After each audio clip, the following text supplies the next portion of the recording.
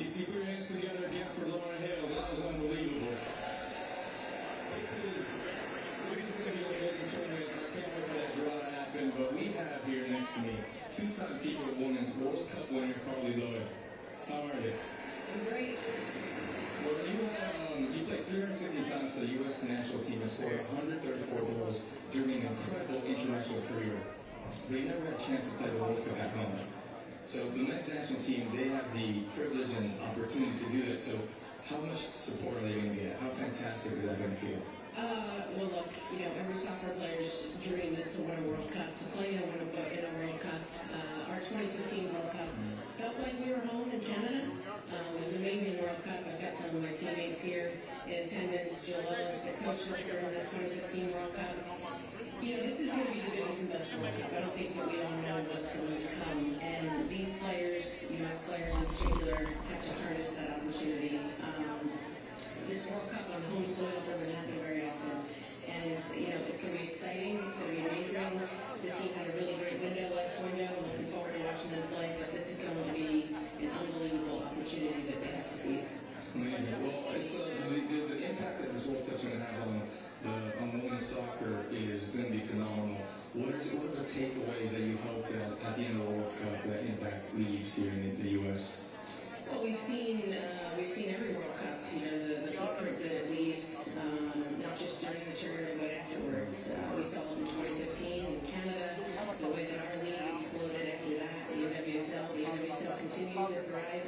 I think it's just going to be great for both the men and women's sides. And like I said, we have to leverage that, we have to harness it, we have to take every opportunity, and it's going to have impact on so many generations to come. It's going to provide girls and boys with dreams of one day playing in a World Cup.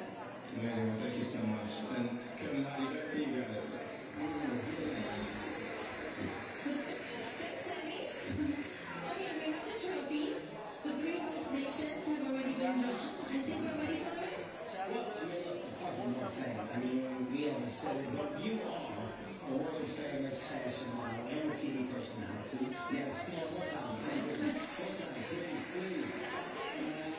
I'm a very funny guy who just so happens to have a comedy special message from my Israel watching. Not about me, it's about the moment, okay? This moment is actually taking charge of the draw, and it's a serious business. If these folks won't go, they're going to trust us with this business. Well, speak for yourself. Maybe they're not going to trust you, Kevin. I didn't think about it like that. I didn't think about that way until you just said it, honestly. Well, unfortunately, you lost found the perfect person.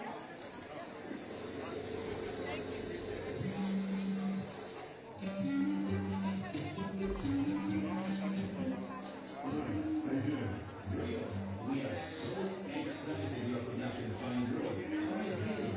Super excited. I felt a bit nervous too. Why? Because hundreds of millions of people would watch you. Yeah, but this is different. I've got to remember all the draw rules and the front rules and the rules. I'm sure you won't have many FIFA World Cup 2026 ambassadors can give you some great advice. They are incredible. Well, you will see.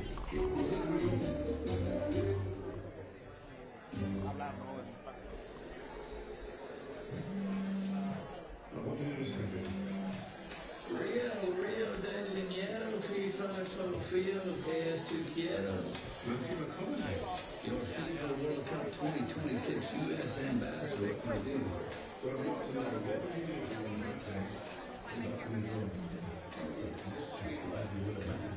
Very focused, relaxed, right to right, easy. Ladies, step into it.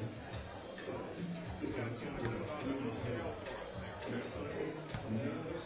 Don't overthink it, brother. Right at the moment. And we are guaranteed. Anytime. Trust the process, just keep rolling and I'll see you there. No, it's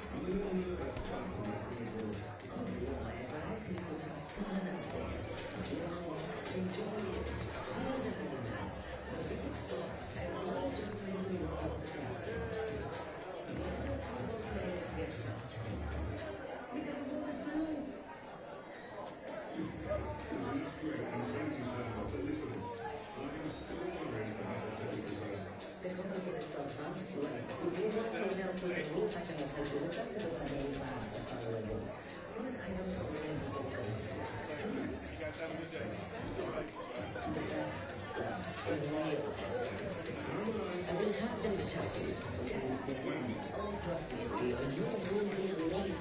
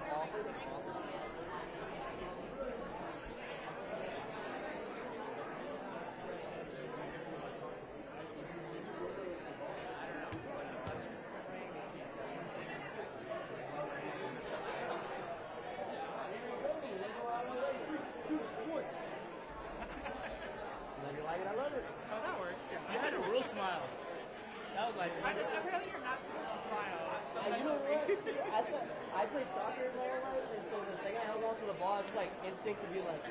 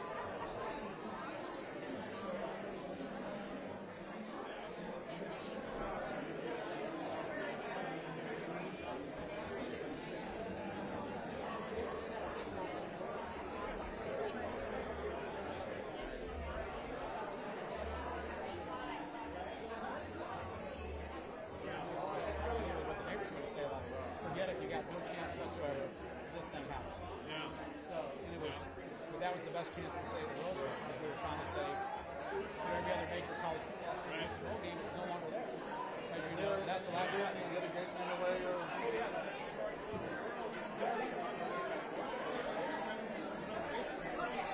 We're ready.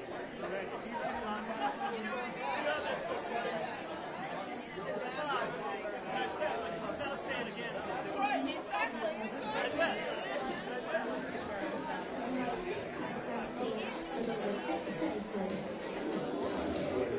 Placeholders. What are they? There's still 6 spots up for grabs at the FIFA World Cup. 6 spots. FIFA World Cup 26 players. 6 teams, 2 qualifying. European players, 16 teams, 4 teams. I think it's so next week. My sense is that that's right.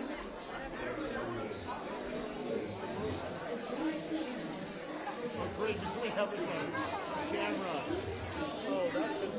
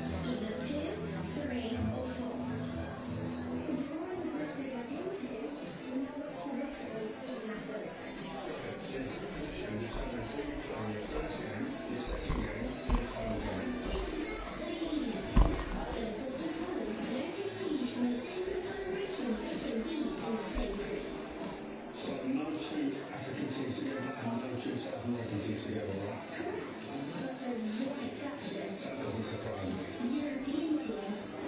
There are 16 European teams of this FIFA World Cup, so 2 European teams can be joined to the same group.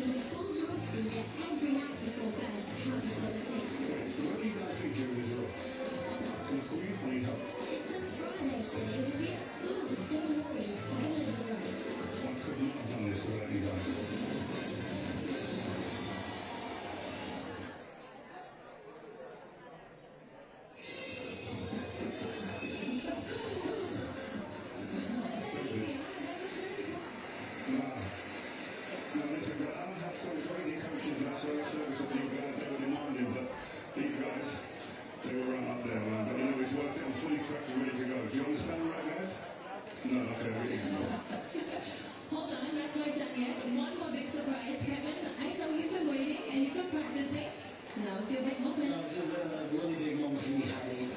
Warming up backstage is what I was prioritizing. Michael Buffer, I want you to beat your heart out. Okay, this is it. Are you ready?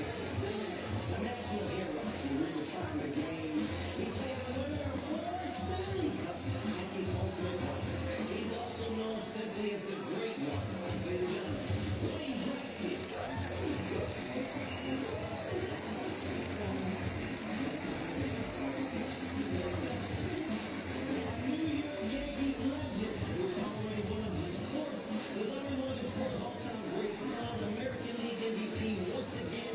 I'm in the middle of everything.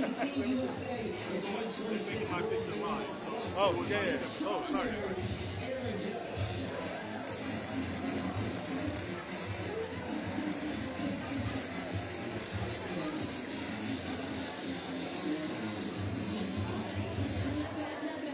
I'm not sure Michael's going to be too worried about his job though. I also have been practicing myself.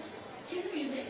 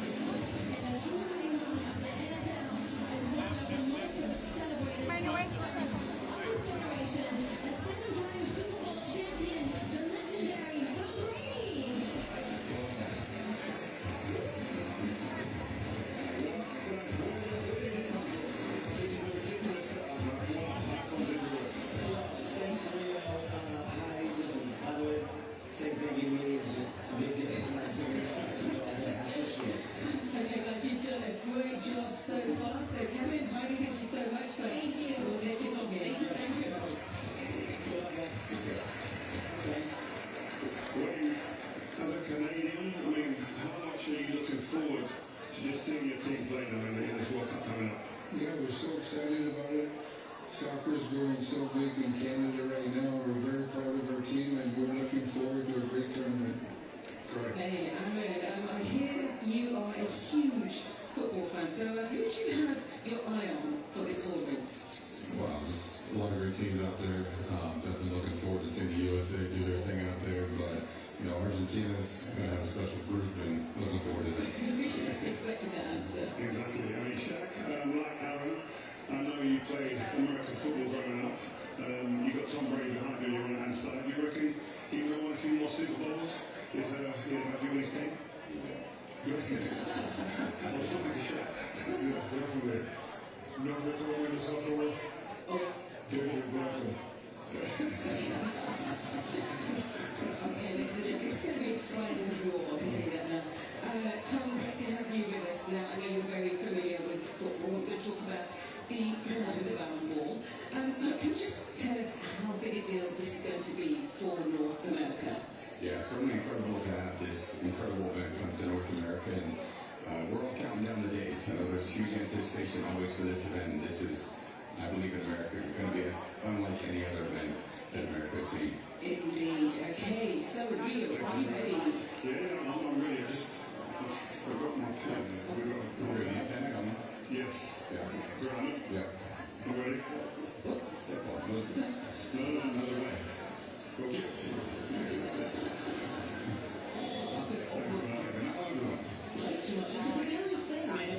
Take it serious. It's the draw. Oh, man. You know,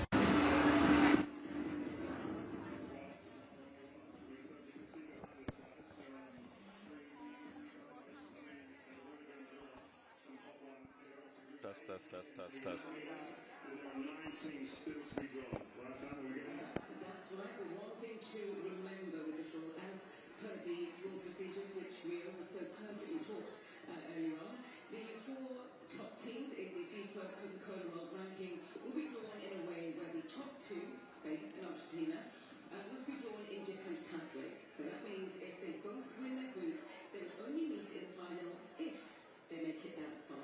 Now the third and fourth place teams, France and England, also need to be drawn in opposite pathways so that if they win their group, they will only meet the top two ranked teams in the semi-finals. This is only on the basis that all four teams win their group and get that far. Okay, so if England win their group, they could only meet Spain or Argentina in the semi-finals. Yes, that's correct. But remember, only if all win their groups. Oh, so okay, it's like the NBA playoff bracket, right, Shaq?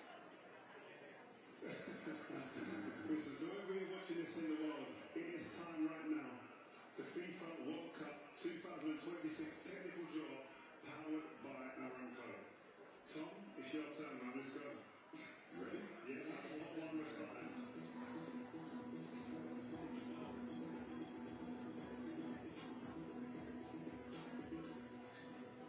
All right.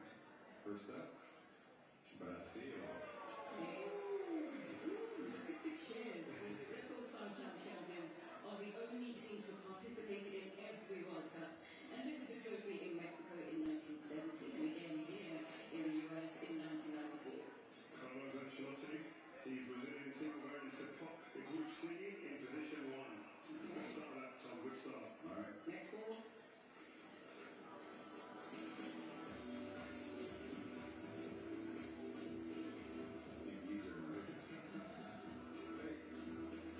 Next up, Germany. Yes, the four-time champions and record 8-time finalists Germany are gearing up for their 21st appearance at the tournament. That's more than any other European country. Yeah, Germany going to Group E in position 1. Okay. Okay. Get into a rhythm. All right. They are big for you. All right. Netherlands. 8. The three-time runners-up reached the quarterfinals at the last World Cup in 2022. Yes, the Netherlands going to Group F in position 1. Okay. Next ball, Todd.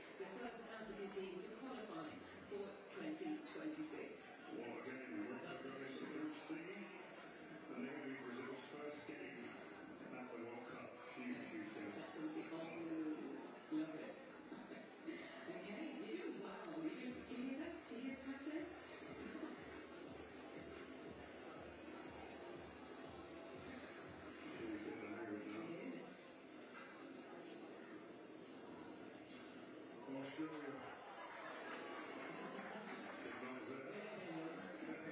The Socceroos have reached the knockout stages twice in 6 previous participations in 2006 and 2022. Australia will go into Group D, joining USA, and they'll be in position 3. Okay, let's go again, Shaq. The most emotion I've seen so far.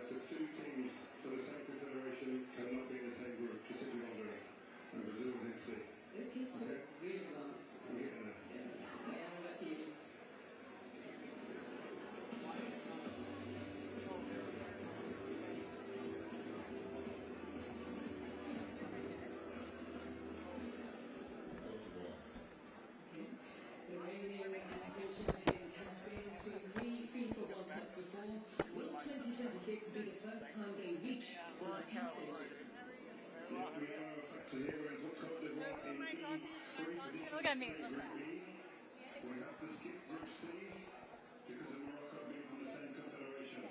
Are you with me, guys?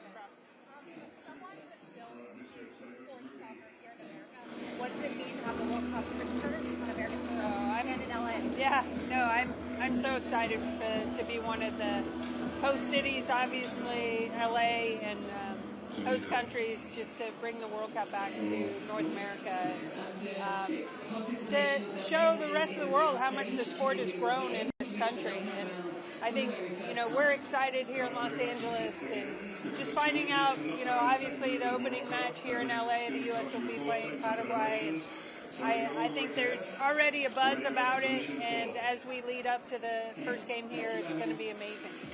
And what impact do you think having the World Cup here will have on the Women's World Cup, soccer? I think we all kind of help each other in continuing to help the sport grow. Obviously, being part of LAFC here in LA, but this city is about champions. The Galaxy, the Dodgers, the Lakers. I mean, you name it. And having Angel City here and seeing the growth and the excitement around the women's game. And people come out every time the U.S. women's national team, obviously here in the Rose Bowl in 1999, in that historic venue. We've just kind of kept building off the growth of the sport, and just so happy to be a part of this here today. And the Olympics are also coming to Yeah. LA. How do you think the World Cup's going to prepare the city for that? I think we're going to learn a lot about just logistics and but fan experience. The Olympics does a great job, but obviously the World Cup, we focus so much on the fan interaction, and both at the stadium, but obviously at the fan zones. And the fans that can't be in the stadium live can experience that sense of community, because the game is what brings us all together. And similar to the Olympics, it's about pride for your country and supporting those athletes, and I think the World Cup will be no different. And what matchups or teams are you looking forward to seeing? I mean, obviously the U.S., just to see their journey and support these guys and what they're going through. There's an extra added pressure, being one of the host countries and playing in your own country, but there's also a lot of benefits to that. And I think they're going to embrace the challenge, and we'll be all there on the sideline cheering them on. What impact do you think the World Cup will have on the growing soccer interest in the U.S.? I think the soccer community has grown so much since 1994, and we'll continue to do that, but obviously extending that to the non-soccer community. I think the league has done that. You have some of the best players in the world playing in both the men's and women's domestic leagues. I think you walk around Los Angeles, but traveling all over the country, going through airports, you see the jerseys of both men's and women's players that people are wearing from our leagues, and that excites me about the game. Thank you. Thanks.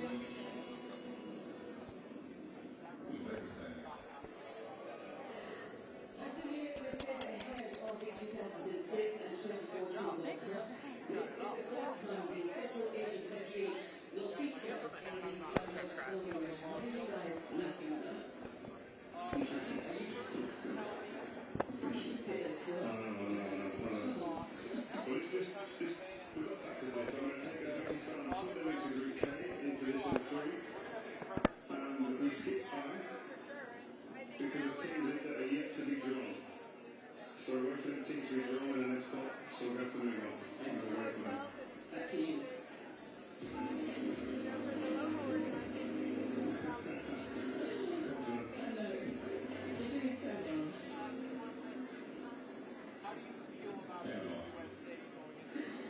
Divisions in 2018 Panama are back as the World Cup and will now aim to pick up their first ever point at the finals. Factors again, guys, due to teams yet to be drawn, like I said before, we have to skip all the way to Group L, where Panama will go in position 4, and they'll be in the same group as England and Croatia. Okay, and the final ball, Aaron.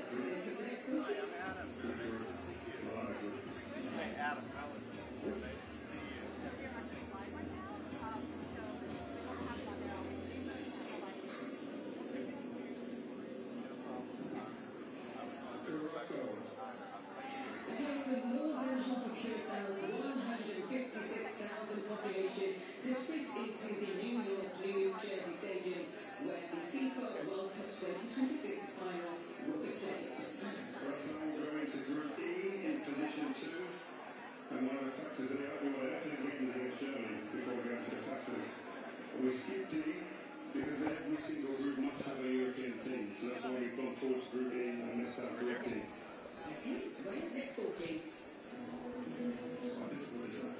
And how's the sound? Because of course, I can't hear, so you'll have to tell me. It's good? Okay. You got it. Thank you so much. What do you think Los Angeles? The winner of Iraq, Bolivia. I think it's impossible to overstate what an incredible opportunity this is for our City of Angels. And I think you have to look at it in 3 parts. The first one is this is an incredible opportunity to lift up our entire community economically. This is going to be the single largest sporting event in history, and we're expecting to see over $500 million of new revenue coming into our local business community, not to mention thousands of new jobs because of the FIFA World Cup. The second thing is really, it's an amazing opportunity for us to showcase all that's new and exciting in LA to visitors from around the world, and that's going to create visitation for years to come. And tourism is one of the largest economic drivers of employment, local business sales. But beyond that, what I love about being an Angelino, we come from 140 different countries, so no matter what team's playing here, it's essentially a home game. So it's an opportunity to get out and explore our diverse neighborhoods. And the third thing, which I love, is the legacy component of this. The host committee has already named 26 community champions who are using the beautiful game to lift up youth sports programs across LA, and they're going to reach nearly 20,000 kids a year through those programs. So this is an incredible global showcase for LA. See? Yeah. Well, first of all, I think it's important to remember that LA has already successfully hosted amazing World Cups and Olympic Games. So we're always red carpet ready, but because this is the largest World Cup in history, it will make sure that we're going to provide an amazing experience for visitors from around the world, because LA really is one of the world's most diverse and inclusive communities. So people will not just feel at home but embraced by the community. But because of the size and scale of this, it will make sure that we not only deliver an amazing World Cup, but an amazing Olympic and Paralympic Games as well. So what is your reaction so far to the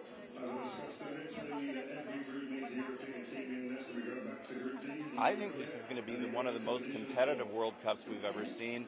Incredibly excited, selfishly from a tourism standpoint, that Australia is in our group, because I will tell you, we've been in Australia so often with LA sports teams, and I think Australians are as sports mad as Angelinos are. So we know that Australians love traveling to Los Angeles, and they love doing it for sport. So because LA has 11 professional sports teams, the most in the nation, it's a huge opportunity for us to get Aussies over here and to see everything that's new in LA. But Aussies will absolutely travel for World Cup. Into position 3, and that completes that group. Los Angeles said it's been in the news this past year. We're coming up on the anniversary of the fires and all that. Yep. A lot of people wondered if LA would be ready, or can you speak to how LA with the challenge? Absolutely. The other thing is, this is an amazing way to continue to support recovery efforts for those residential communities in Altadena and the Palisades that were tragically affected by January's wildfires. I think the most important thing that people need to know is, while that was devastating for those residential communities, the visitor experience is largely untouched, and as a result, the best way you can support those ongoing recovery efforts is to come to LA, because tourism is one of the biggest ways that we can help accelerate the pace of recovery for those communities in Altadena and the Palisades. Thank you. My pleasure. If you have any follow-ups, let me give you my card.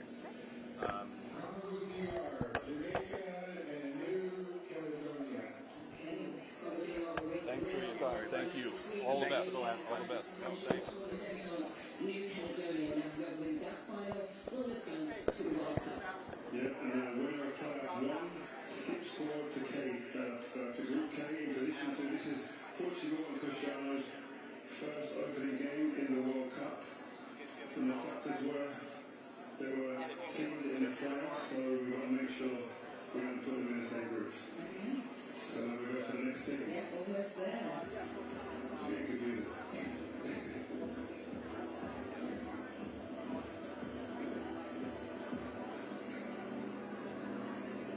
The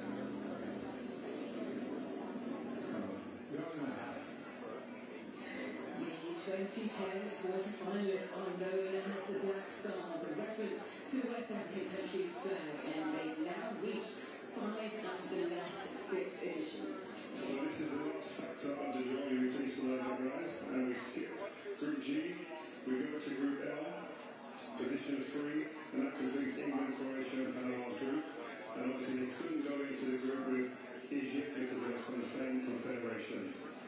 We're through it. The last one. The last one.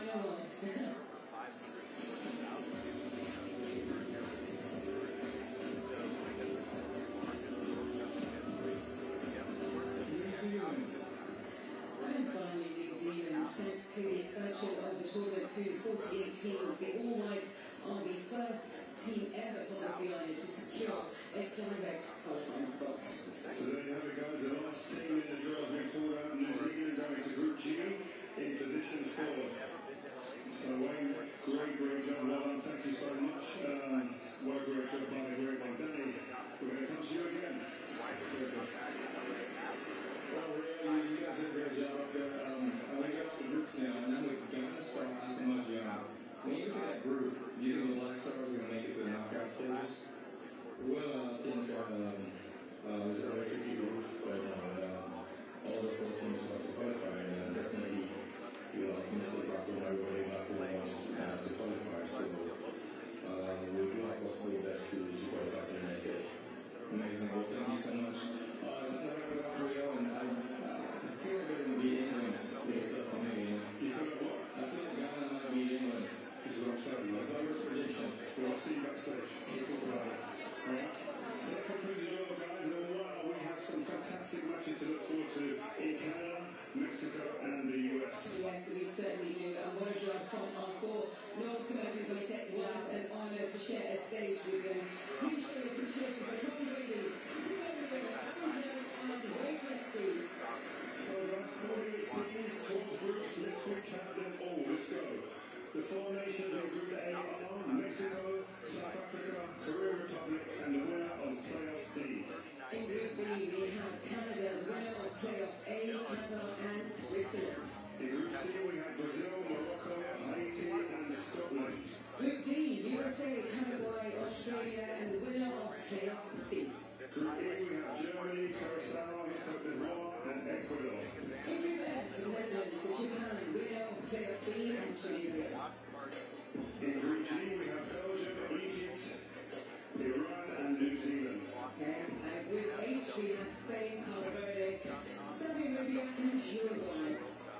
In Group I, we have France, Senegal, winner of Playoff 2, and Norway.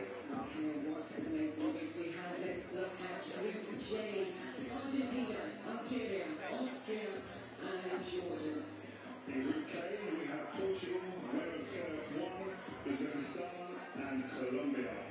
And finally, Group L, we have England, Croatia, Ghana, and Panama.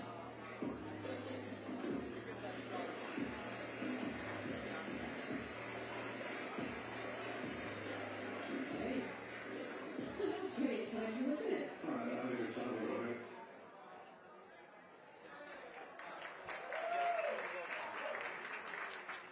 Okay, thank you all for being here today. I'm Kathy Schlosson. I'm President and CEO of the Los Angeles Sports and Entertainment Commission. We are very excited, as you saw.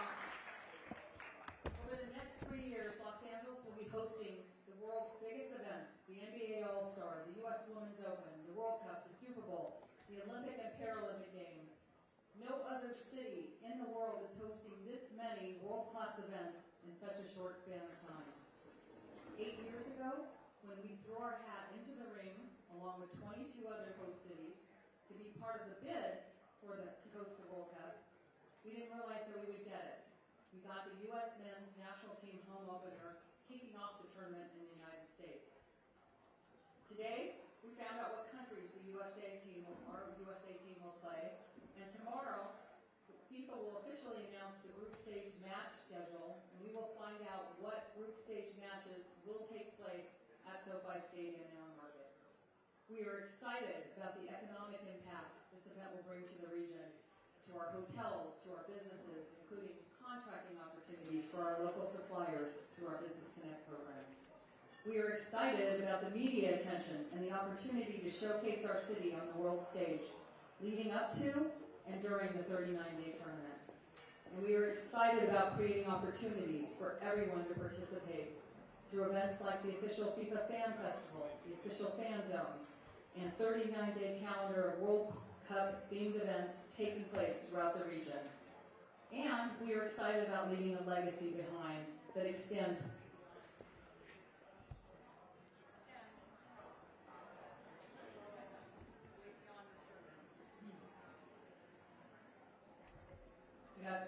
thank you, extends way beyond the tournament. To our community, through our community revitalization days, enhancing outdoor spaces around the region, through our 26 community champion organizations who are using soccer to empower and lift up Angelenos across the region. Many of them are here today. Who are 26 community champions? Can we give them a round of applause?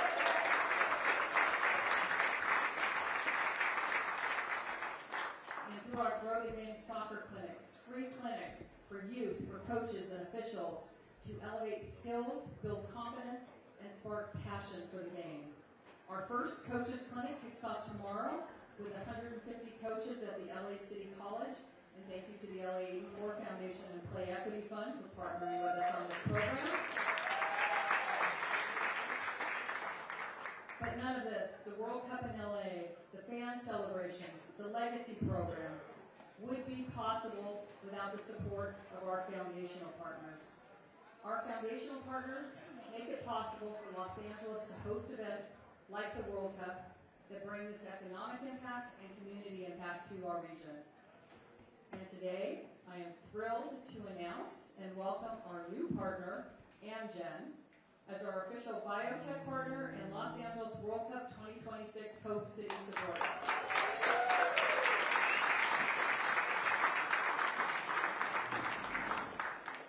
For 45 years, Amgen has been part of the fabric of our region, supporting a thriving local biotechnology community, bringing top talent to the area, and contributing to where they live and work.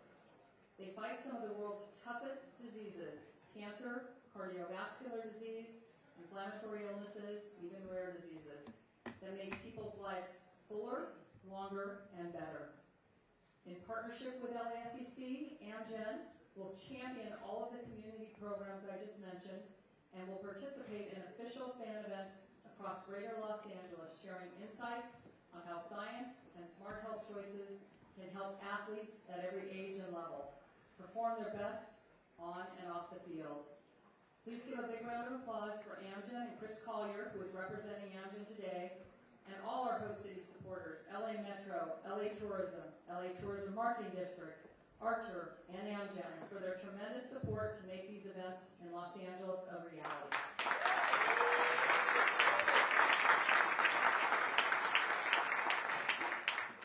And thank you everyone in the room today. Each and every one of you play a key role in our effort, and we appreciate all your support.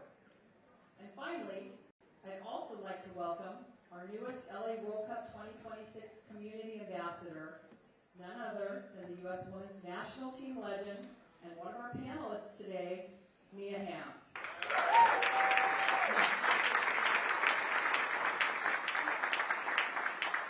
Mia, we appreciate all you have done for the game of soccer and are proud to have you supporting our efforts for the World Cup here in Los Angeles.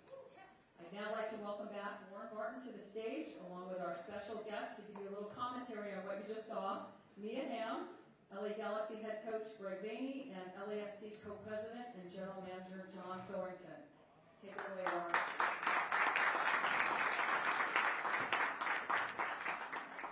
Thank you very much. What a draw that was. Probably the longest draw that I've been involved in, but it was good. I think it just shows you how huge the World Cup is with the panel that was there, drawing, whether it was Shaq or obviously Tom Brady, people like that. It's a global sport, and when you look at what's happening in LA in the next 3 years, it's phenomenal with the World Cup. We have the panel that we've got. They're going to dive into the US, but also Mexico. I looked at their group, which is really interesting, Canada, and I'm not going to leave out England as well, because I think we've got a decent draw as well. So we're going to go straight into it. The panels there, we've got John, Greg, and Mia. They're going to get their mics, and we're going to go dive into what it's like to play in the World Cup, what's the expectations of the US playing at home soil, and also who is their favourites to maybe try and win that. So we're going to know. Stop, go straight into it.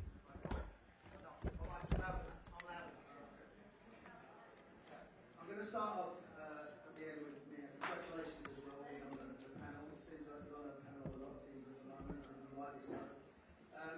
We've all been lucky enough to play international soccer level. You've been able to do it, obviously, and win it. Talk us through what it was like to do that in LA, where you live, and the experience. I know it was a few years ago, but the experience you had as a group of players and what's happened afterwards. First of all, thank you. I feel honored to be a part of this experience and this journey. I think, being a player on the host country, there are obviously a lot of pressures with it, where, predominantly you're asked to do maybe a thing leading up to the tournament in terms of media and appearances. But I think there's also a level of comfort that you have in your own country, and you're able to kind of find little areas where you can relax as a team and experience the tournament. But it's an incredible honor to do it. I think you gain so much energy from the enthusiasm from your supporters and from your family and friends being able to have the experience with you. So I know that the players from Mexico and the US and Canada are really excited about being a part of this World Cup. And they'll embrace those challenges and use them as strengths going through the tournament. Was there one particular moment in that game where you thought we're going to win it? I know it went to PKs in the end, and I know you're very modest in doing that. Was there a certain moment you thought this is it, or was it right at the end? I think, the final, I think the hardest game was the semifinal, because you just want to make it there so badly, and it's almost an exhale for the teams once you get to the final, because it's an entirely new mini tournament. You're one and done. I think it wasn't until Brian made that save that I knew we were going to win it. It wasn't the best played final in terms of the fact that neither team wanted to make a huge mistake tactically and defensively, because both teams had incredible personalities. So the game was played a lot in midfield, and but it was just one of those, you just felt incredibly proud to the environment that was created, and to play in the iconic venue of the Rose Bowl, and to see just how the fans embraced the tournament the entire 3 weeks that we had. And this was just a culmination.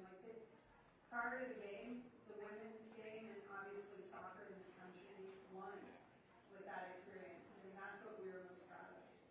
Yeah, I think for people that don't know, in 99 they went to PKs and they won it, and it's the legacy that's gone on. And you see Kai Lloyd in there winning in 2015, and it gave them group of players the opportunity and a role model to look up to. So obviously privileged to hear you for that. We've never played in the semi-final, so we could only dream about what we're doing.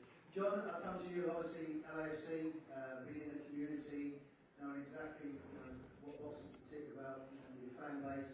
What is it like with the LA, the new Galaxy that was here, one of the founder members of the league, obviously, coming into the place of LA? What really enlightened you about the fan base, and obviously we know what happens at the stadium? Yeah, thanks. And just to echo what you said, it's an honor to be up here with two U.S. soccer legends, and thank you, Kathy, and everybody for organizing such a great event. Yeah, Warren, I grew up in LA, so as it pertains to the World Cup, I can remember going to a game as an 8th grader, and that was the first time I was exposed to global football, and my vision of what was possible with football was very limited in scope to my local club community. And I remember the U.S. game against Colombia, going to that game at felt like 150 degrees. And at that point, and this is no slight, but I used to go to UCLA to watch Greg. That was my vision, which was sold out about your age, you know. That's sorry. I look older, so it's fine.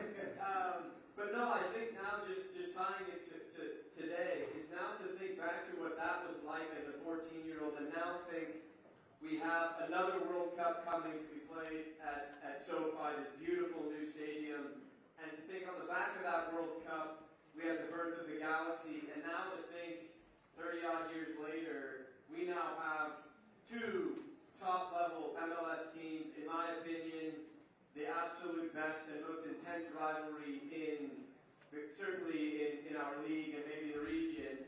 It just speaks to the appetite and the fan base and what have you. That's something that we, LAFC, started in 2018, but that's what our owners with their incredible ambition and vision saw. There was this appetite for more, and that is what we do. We met with those fans where they were, created an amazing downtown venue that, again, as a 14-year-old, I never would have thought possible, and yet here we are today with a second World Cup, a thriving league, an amazing rivalry, and opportunities for kids that were never possible when we were growing up. You know, never had the chance to go to the stadium at LAFC. It's a very unique stadium environment. It's been great. You've played for your national team 37, 38 times, won the Gold Cup, which is huge for America to do that against the likes of Mexico. What will be going through the players' minds in this draw about the first game, Paraguay, June the 12th, in Pasadena, in LA? What will be going through the players' mind when you've done that as a player yourself? First of all, again, thank you for having me, and incredible to join all of you up here. The team and the players are going to be incredibly excited. I think the energy, the emotion, the anxiety, the nerves, all of those things will come out kind of in that first game as you start to play for the first time in your home country, in the local stadium here. For some of those kids, I bet some of the players are going to be from Los Angeles as well. So the opportunity to be in a World Cup on your home grounds, I'm sure the energy and the emotion will be heavy in the first game. Not to get too heavy, I like the draw for the U.S., if I'm being honest. And so from that, they can take some confidence, I think, in the teams that they're going to play and what their pathways to the next round might look like. But I think there's going to be a lot of energy and a lot of excitement as they step on for the first time to get this thing going. There's just a lot of anticipation that goes around this for years, that this World Cup is going to be here in the United States, and that will all play out in that first week. Again, same sort of question, being in a major tournament at home, in your own backyard, I had the experience with the Euro 96, getting the fans behind you. Again, you said about preparation, is there anything different that you would do at home that you maybe would do away from home? Because you're locked up with it for 3 or 4 weeks. People don't realise when you're playing a tournament, whether it's the Olympics, you're sort of locked up in a hotel room for like 3 or 4 weeks. So you've got to bond and you've got to get on. Is there anything different being at home? Yeah, just everything's familiar. I think there's comfort in that, where family and friends, you're not as concerned about their experience, just more so with that comfort and ease. I remember, my grandmother coming over for the 2004 Olympics in Greece, and it was a little bit harder for her because she couldn't just go out, downtown and kind of understand what the streets were. She wasn't fluent in Greek. But I think that helps relieve some of the anxiety as you for a player, because even though you're focused on the game, you still care about your family and friends and making sure that they get where they need to be and are enjoying the process. But you're there. Everyone talks about a work trip. That's what it is. Like, you dream. It's something you dream about. You've been training for your entire life. And for so long, it's a date on the calendar, and now it's real.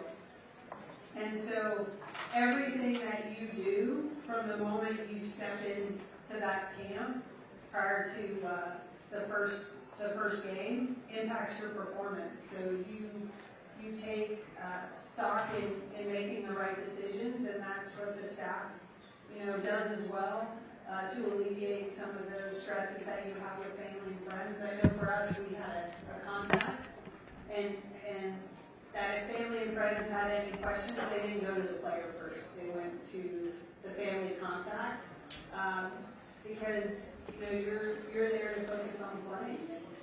And I just look at the U.S. group. Points are there to be had, but this is the World Cup. You're going to see everyone's best game, and you have to, when you step on the field, expect to win, but respect the game enough to know that you have to play your best to get those 3 points. Yeah, I think it's fascinating because you just think of